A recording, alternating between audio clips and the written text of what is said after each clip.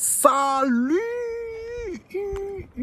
à tous la team Tom Show pour Lyon Fan TV. Très heureux les gars de vous retrouver pour une nouvelle vidéo. J'espère que vous avez passé une bonne journée. Journée encore chaude du côté de Lyon. Les gars, n'hésitez pas aussi à participer au concours pour gagner le nouveau maillot extérieur de l'Olympique Lyonnais. C'est très simple, vous allez dans l'onglet communauté de la chaîne. Vous devez être abonné. Vous devez liker le post et vous pouvez mettre le maximum de commentaires. Plus vous mettez de commentaires, plus vous avez de chances de gagner. Bonne chance à vous, concours ouvert jusqu'au 18 août. Et puis, bien sûr, vous likez cette vidéo, vous partagez, vous commentez. Comme d'habitude, mettez des petits commentaires aussi. C'est une vidéo All Daily Mercato, une vidéo qui vous permettra de suivre l'actualité Mercato quasiment en temps réel. Et il n'y a pas beaucoup de choses qui bougent. On a eu quelques rumeurs aujourd'hui. Et d'ailleurs, il va y avoir un départ d'un joueur qui avait été placé dans le loft, un véritable flop. C'est le cas de le dire. C'est malheureux à dire, mais c'est comme ça. C'est Flo Sanchez da Silva qui va quitter l'Olympique Lyonnais, qui va être même déchargé de sa dernière année de contrat. On va faire une sorte de résiliation de contrat en lui payant, je pense, quelques indemnités. Et il va s'engager libre du côté de Troyes en Ligue 2 avec le City Group. Donc c'est plutôt pour lui une belle culbute. Après un prêt à Molenbeek qui a été pas bon. Et je pense qu'on s'accorde tous à dire que malheureusement, Flo Sanchez da Silva, depuis ses débuts en pro, eh bien, il n'a malheureusement rien prouvé. C'est triste. C'est comme ça. Il y a des joueurs qu'on annonce comme des cadors ou des futurs cadors et qui déçoivent, qui sont décevants. Et Flo Sanchez da Silva, il en fait partie. Aujourd'hui, il doit donner un vrai départ à sa carrière. Est-ce que ce sera en Ligue 2 du côté de Troyes? On lui souhaite en tout cas. C'est tout le mal qu'on lui souhaite à ce garçon qui, je pense, est quelqu'un de bien. Donc bonne chance à lui. L'OL garde 25% d'une revente éventuelle de Flo Sanchez. Ça sera intégré à son contrat avec Troyes. Voilà ce qu'on pouvait dire. Donc on est en train de dégraisser, mais vraiment à petits pas. Et c'est ce qui est un petit peu, je dirais pas inquiétant, mais ça patauge et on a du mal à voir comment on va se débarrasser de joueurs qui aujourd'hui nous coûtent très cher.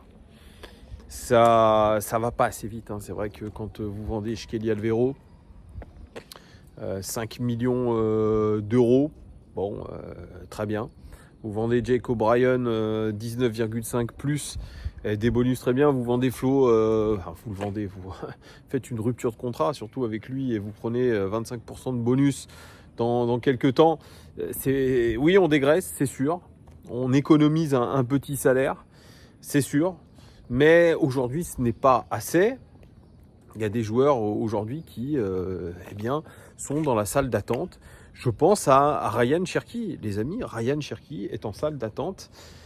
On parle de son transfert ou non du côté de Dortmund. J'en ai fait une vidéo il y a 1 ou 2 jours, il me semble, où on dit tout et son contraire sur Ryan Cherki. Pareil, c'est je pense une lutte entre deux clans.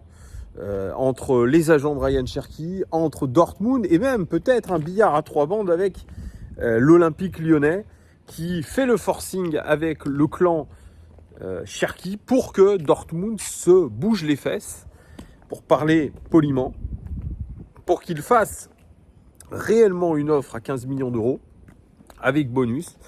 Et voilà, on a dit que Dortmund finalement n'était pas si intéressé que ça, que l'entraîneur ne le voulait pas, qu'il préférait vendre avant d'acheter, voilà, sachant qu'ils ont eu énormément d'argent avec la vente de Bellingham, je rappelle 100 millions d'euros, un peu plus de 100 millions d'euros même pour Bellingham, donc de l'argent ils en ont, Dortmund c'est sûrement pas le problème. Et aujourd'hui on nous dit le contraire, que finalement Dortmund est toujours intéressé, qu'ils vont faire une offre, etc. Mais pour l'instant la vérité c'est que Ryan Cherki est toujours joueur de l'Olympique Lyonnais, à qui il reste 1 an de contrat, à qui on a donné 300 et quelques mille euros par mois. Donc c'est beaucoup. Et ça ne se décante pas comme on le voudrait.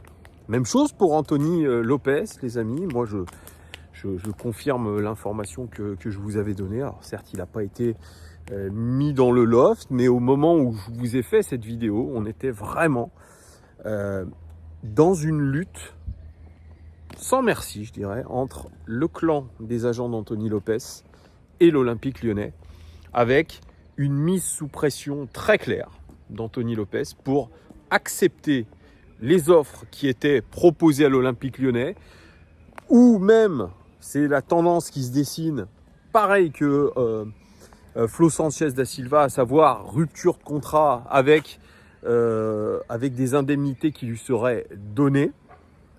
On est plutôt sur cette chose-là, sachant que Pierre Sage a confirmé hier que ce serait Perry le numéro 1. Donc l'avenir d'Anthony Lopez, il est plus qu'en pointillé.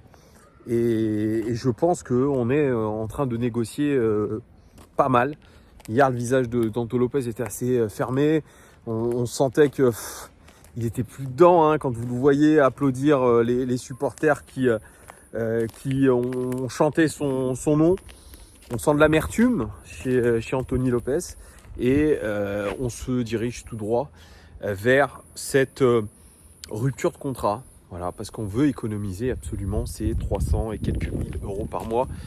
Pareil, on n'aura peut-être pas d'indemnité de transfert pour lui, mais on économisera quand même une certaine somme d'argent sur son salaire. Et ça, je pense que John Textor l'a vu, en tout cas l'Olympique Lyonnais l'a vu. On va essayer de faire des économies là où l'on peut.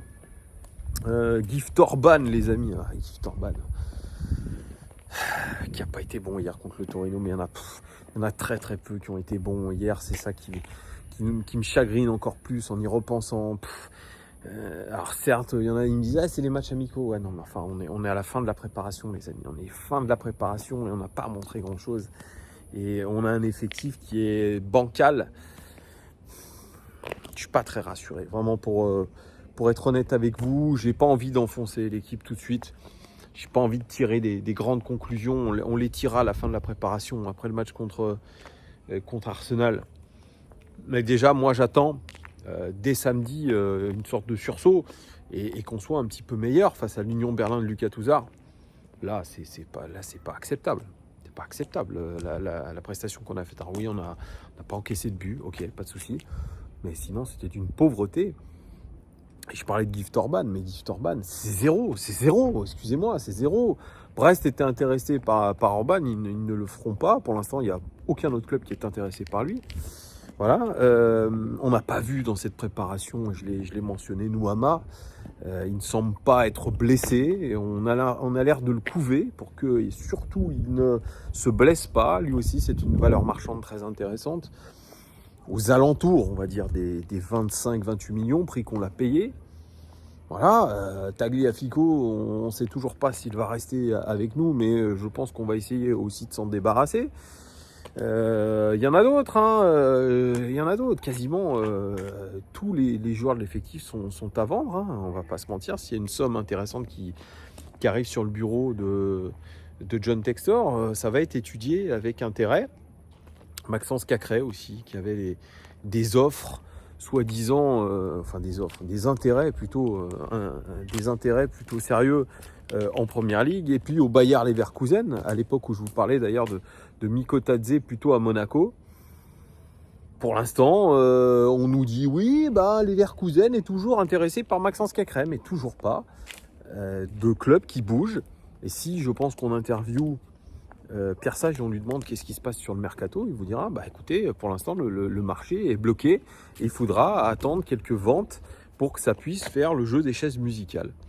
L'OL en est à attendre tout ça, on est à attendre le début du championnat quasiment, parce que le mercato en tout cas en France se terminera le 30 août prochain, donc un jour avant, l'année dernière c'était le 31, je crois le 1er septembre l'année dernière.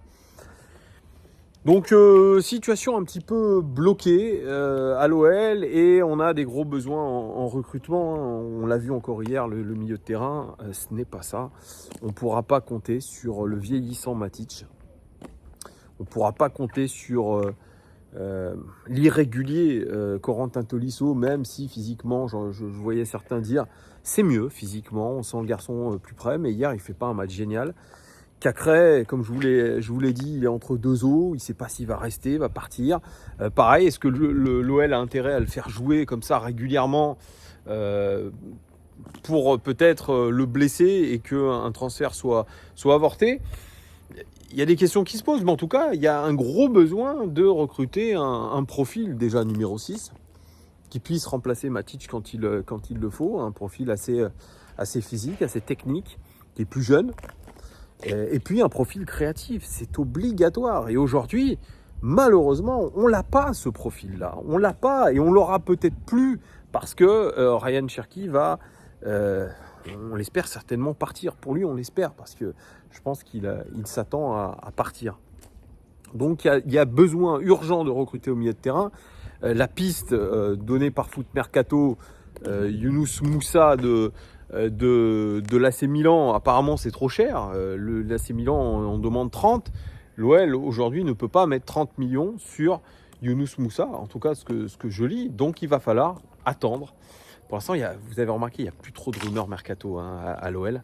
Ça a été tout feu, tout flamme pendant un certain moment. Et là, ça serait brusquement calmé. On verra ce qui va en tout cas se passer, les gones.